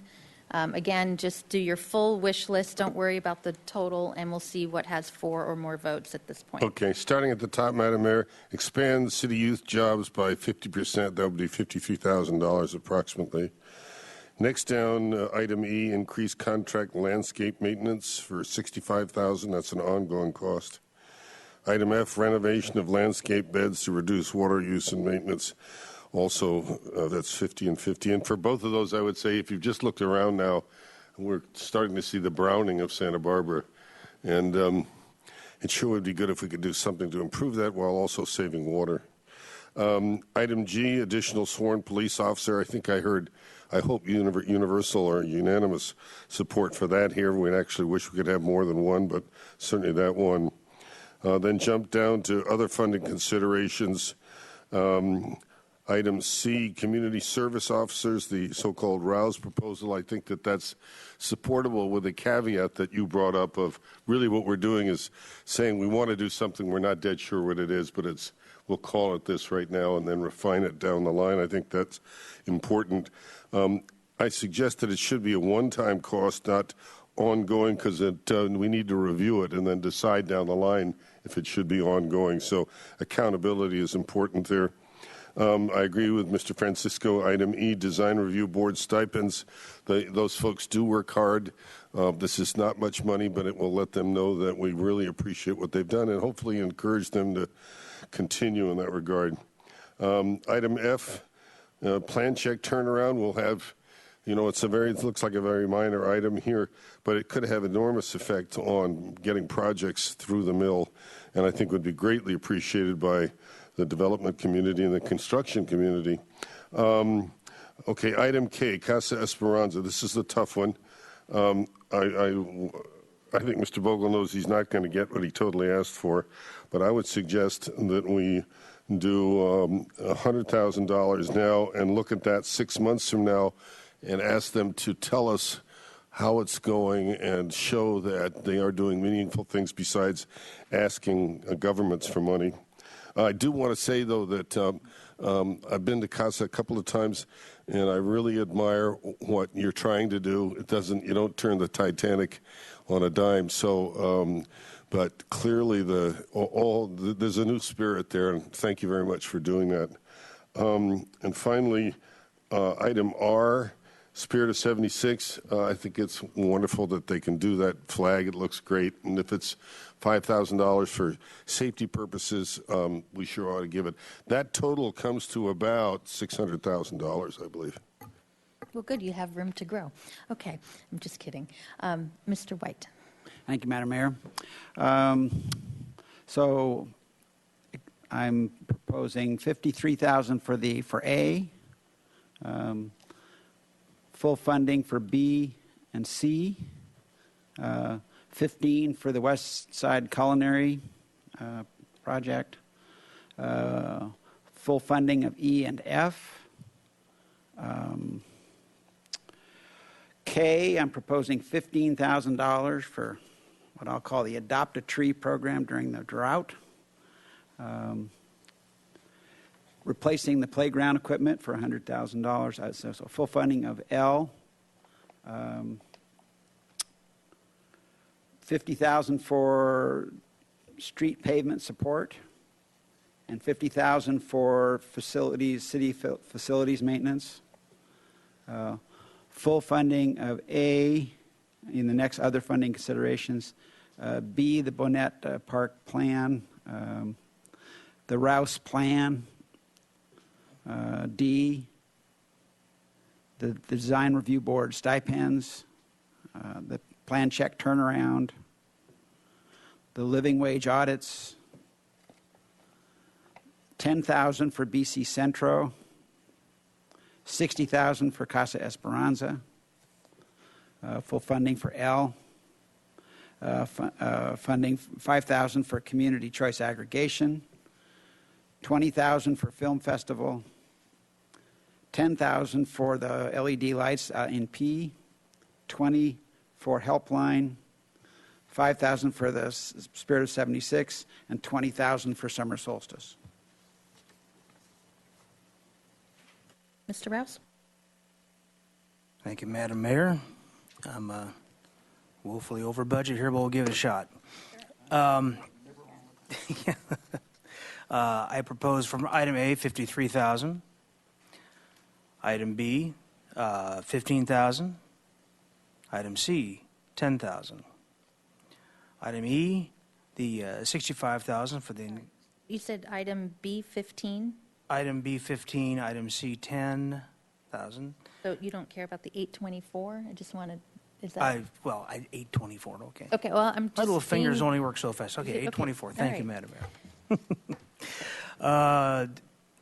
Item E, $65,000.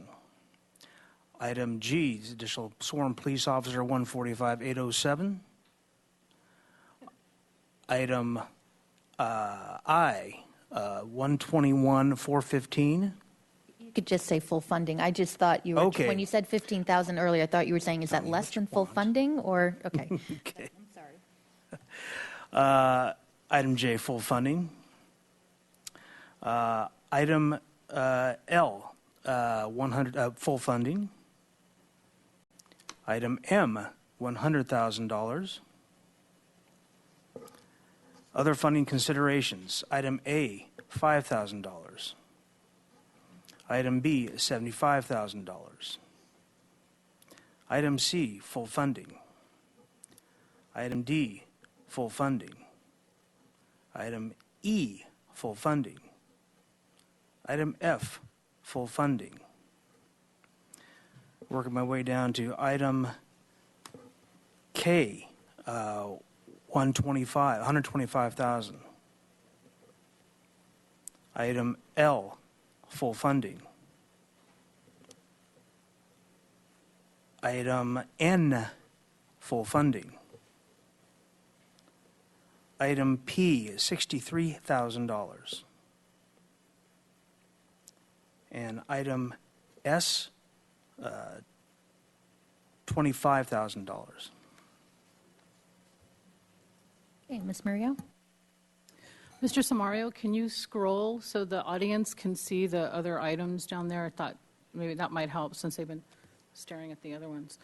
Or try to make it fit, even though it might be small, then they can kind of follow better. Okay. Full funding for item A. This community's been talking a lot about gang prevention. How about if we employ some young people? Our at-risk youth in particular, full funding for B, full funding for C, full funding for D, full funding for E and F. The Parks Department was cut radically in the Great Recession. Let's show the parks some love, okay? G, additional sworn police officer, only if that person is dedicated to the downtown. Can I say that?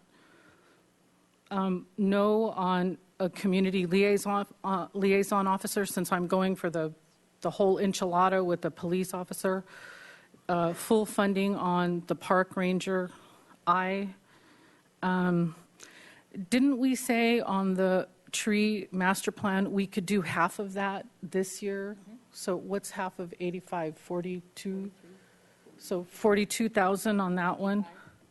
42.5, and then I'll agree with Councilmember White. You said 15 for the community outreach. Full funding on the East Beach Park. I think tourists and our local kids play at East Beach.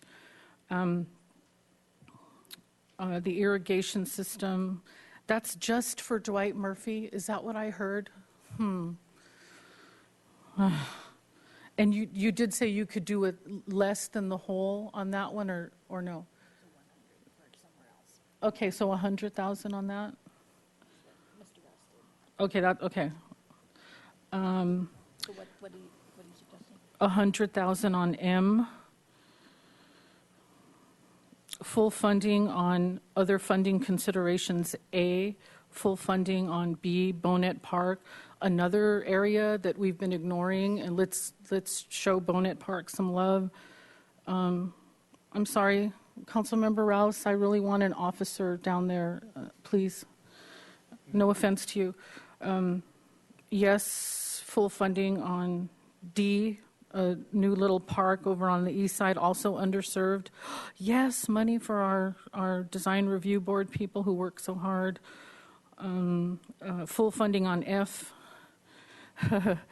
I'm the one who brought this up, and now I feel dumb because the cycle is different on the human services. I really meant for the next cycle, which is not this year but the next. And the Jody House people left good, so I'm not disappointing them in person. But I really do want to increase human services, but next cycle. So G 0. Yes to my living wage audit, 3,500. And then, on these other ones, Councilmember House was, or Councilmember House, Councilmember White was talking about giving half of a loaf. I'm wondering if we can give people some. I think the symphony was late, so I'm just going to say no to them. BC Centro, yes, if we can find $50,000. Casa Esperanza, which is K.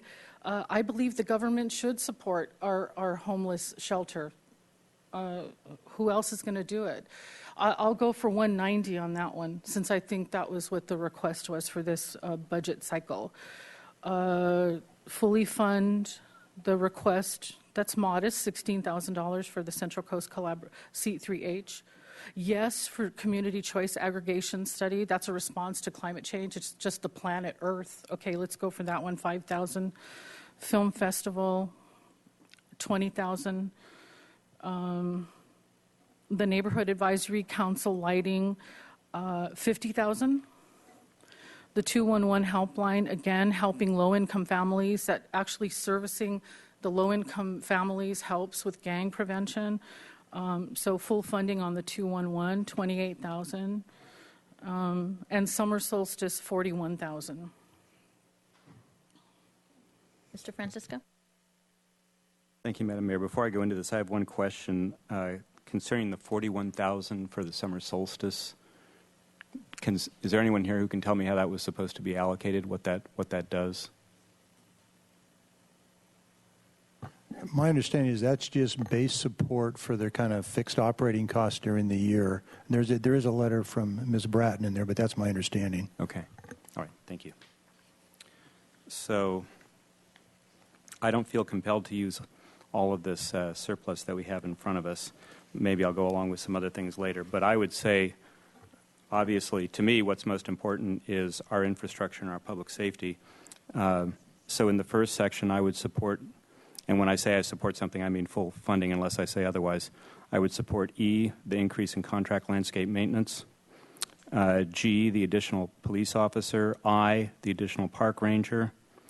And then in the following section, I would support C, the community service officers on State Street, however we decide to actually implement that. E, the design review board stipends. F, improving plan check turnaround time. I would support some money for Casa Esperanza, but I think that item K, but probably more on the 100 to 125,000 range.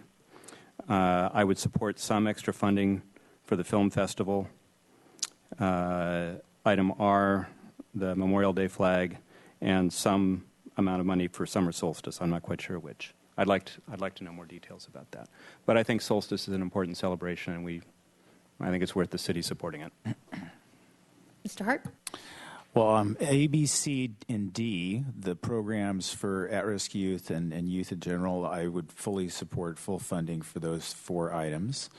I would support the increased landscape maintenance, but I wouldn't support the renovation of the landscape beds just because I think that there's a conversation that we need to have with the Parks Department about water. I know that they're evolving their policy in regards to response to the drought, and so I want to check in with the information. The Parks Department was looking at some of that just most recently, so I'd like to know about that in context. So in that sense, the park irrigation system renovation, I'd like to include that in a future conversation, but not allocate funding for that at this point.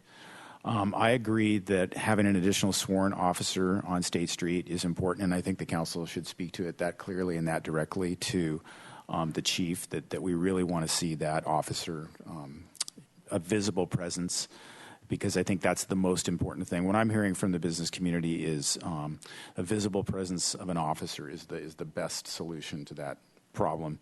I totally respect Councilmember Rouse's creativity in trying to have any presence, but I personally prefer the sworn, trained officer presence. And I do think all of these things are kind of connected. I know there was other discussion earlier about the park ranger and the community liaison officer and the sworn officer, in the context of Mr. Rouse's proposal. To me, I would look at all of those together and say that the solution to me is an additional officer rather than the other approaches, but I'm certainly open to additional conversation. J and K, I don't think it's the right time to be doing the full update to the street tree master plan given the situation with the drought, but I could see throwing $20,000 at those 2 items together, J and K, and then really leave it up to the Parks Department and the Parks and Rec Commission as to how that would most appropriately be spent. Would it be spent on a quarter of the effort for the street tree master plan, or would it be better spent, talking to the community about education regarding the need to help protect the street trees during the drought? I don't know what the right answer to that is. I would do the full funding for L, the playground replacement at East Beach Park, because that's something important for kids and families. Again, I already mentioned M previously. Can't see the funding of that right now. And then with the other funding considerations from the outside organizations, I think that there's been just a tremendous backlog of those kinds of requests from the community because of the fact that we've been in such a tough economic times. And so I'm supportive of those things in their full funding, with the exception of Casa Esperanza, just because that number is it is not digestible at one point in time. I am intrigued with the mayor's proposal of the $60,000 now and future allocations, over the course of the fiscal year as the conversation evolves. So I guess really for other funding considerations, the only ones that I would change from the full funding allocation is C, which I would not include because I believe the police officer is the better solution, and then Casa Esperanza at $60,000 for now. Okay. Well, I have to vote first, too, so, okay. Okay. I'm going to do the A, B, C, and D. E. Okay, the issue, so I guess this will be a conversation because there's already majority votes for both Mr. Rouse's proposal and for the sworn officer. And then the question is, we're probably over, so can we do both? My thought process is, I think we're all saying the same thing about what we want. My concern with just going for the sworn officer, as much as I want to increase officers as much as we can, if we want to tie that to what we're asking for on State Street, I don't think we can guarantee that. We've heard time and again from the chief that sometimes he needs to pull people away to do other things for a variety of purposes. So I don't want to give the community an expectation that there's going to be full-time police presence on State Street in the way that we're envisioning what we're talking about today. And maybe that is the case. Maybe that's wrong. So what I'd like to do is set aside the $150,000, but have that conversation. And that maybe the answer is it's one more full-time police officer. Maybe it's something different from that. We'll have to see how the numbers all, and if there's money for both items, then we'll have both. But I think that's an ongoing conversation. So the funding, I'm going to put the check mark next to Mr. Rouse's for that reason. But I'm not saying that I'm opposed to an officer. That might be the best way to do it. But I'm looking towards the concept of what we're trying to accomplish here downtown. What else? So then also K, it could also be 20 or 15. Doesn't have to be full funding. We can talk about that. L, I'm going to try for that. I also think if we can, we'll see where the numbers go, to put another, I agree with Mr. White, but I guess we don't have the numbers of putting money into street maintenance and city facilities maintenance, a little extra, $50,000 each, but I don't think we have the votes for that, but I'll just put a plug in for that. Additional funding considerations, A, B, I already said C, D, E, F, H. Something for BC Centro, well, at a minimum 10. If we can get to 50, that would be great, but I'd like to see something for BC Centro. CASA, we're going to have a whole different discussion, so we'll figure out what that number is going to be. So I'll put in money for Casa Esperanza. C3HL, community M, film festival. I could put 10 down for streetlights. Part of that means I don't know if we're already funding half of what they're requesting. I'm not quite sure. To me, this is lower down on the priority list because we're doing a lot of what they're already asking. I'm not quite sure where those other lights would go, and that sounds like another conversation to have about what that means. I'd like to put 20 and match what we did with Human Services with the 2-on-1 program. And for me, instead of ongoing funding, I think they should apply for Human Services funding again like they always have, as opposed to a line item status. But we could have that discussion at some other time, I guess. And summer solstice, I'm good with a 20,000 there. Okay. So maybe we should take a little break. We can kind of add up numbers and figure out where they are, and then we can deliberate some more. Thank you.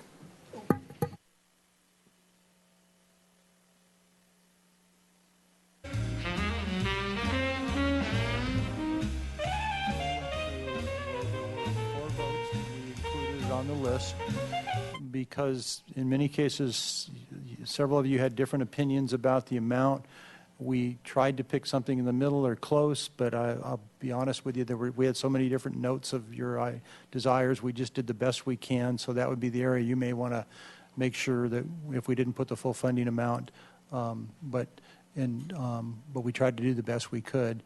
And what you'll see is that you had $991,000 available. Based upon what we've got on the list, there's 1,019,000 and some change, so you're out of whack by about 28,523, which actually Way is not closer bad. than I thought. But I would encourage you kind of to go through the list there where we didn't give full funding. We can walk you through it if you like. Yeah, can Why you scroll don't you down? go I scroll can't see. down Yeah. and where there was not So full first, funding, maybe how we you go did by that. section, and you can see on the City Youth Job Program, that was half of what the request was. Full funding, on the West Side Culinary Center, we put 15. I think there was a variety of opinions there. You can see full funding on E, full funding for G. On community outreach and education for the forest management, there was a variety of opinions, so we just put 15. There was 4 votes for L, the CIP playground replacement at East Beach. You can see there was full funding on A, B, C, D, E, F, H. There was by BC Centro. It looked to me like the mode was 10,000 there. Casa Esperanza, there were several opinions, so we did the 125.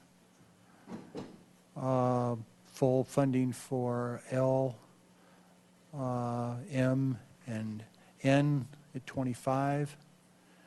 Let's see, and then on the neighborhood advisory, again, there was a lot of variety there. We put 25 in. On SB, or on the 211 helpline, 20. Full funding on R, and then S, 25, which I think was kind of in the middle of where you were. Mr. Francisco? Yes. Mr. Armstrong, there were 4 votes for the community choice aggregation study. Yep. That's what I think we had. There were actually Okay. 5. There were. Yeah.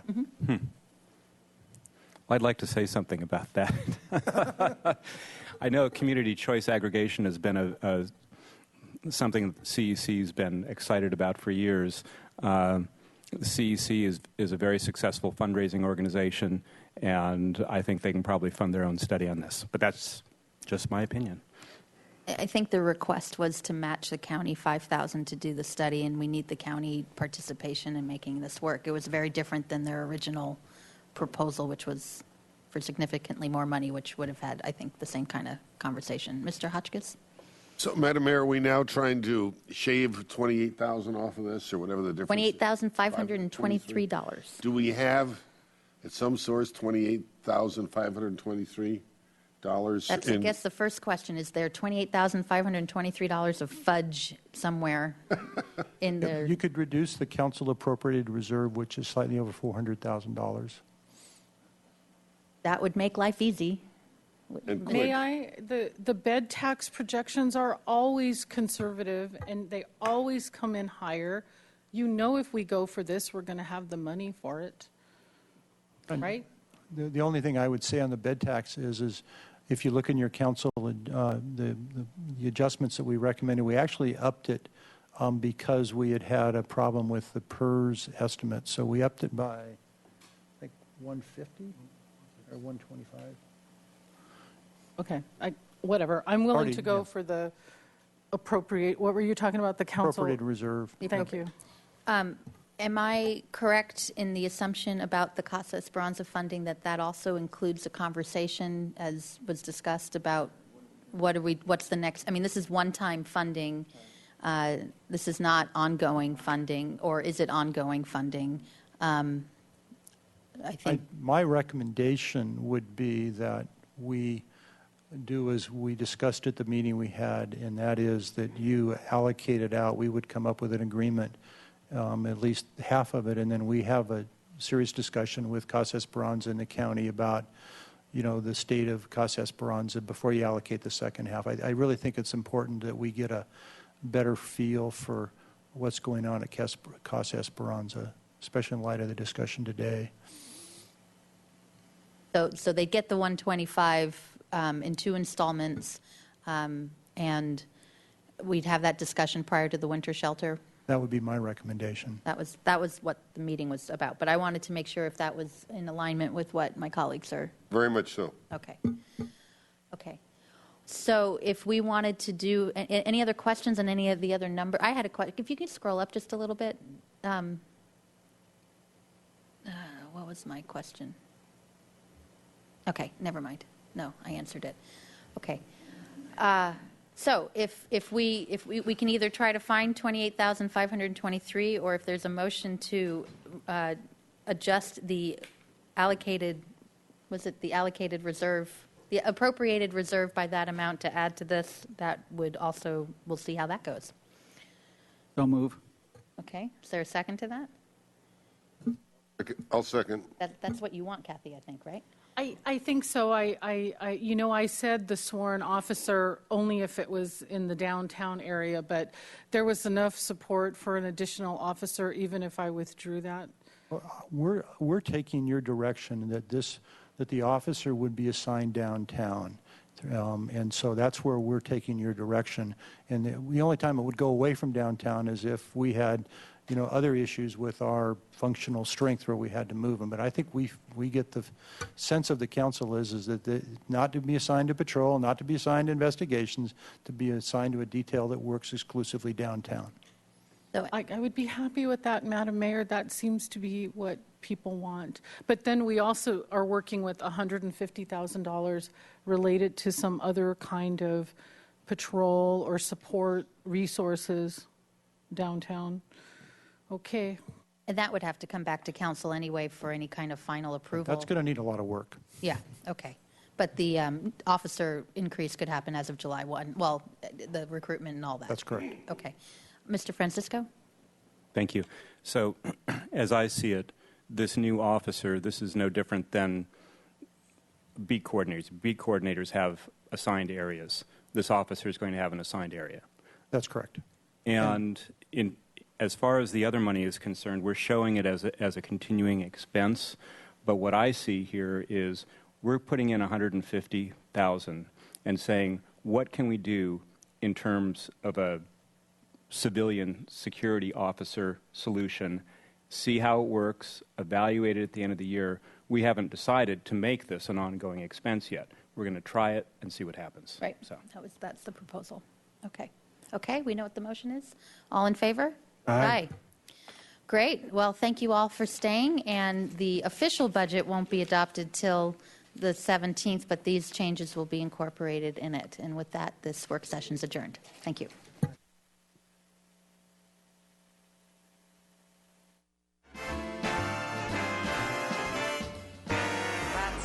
How it goes.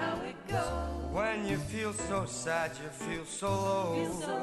Life seems so bad, I know.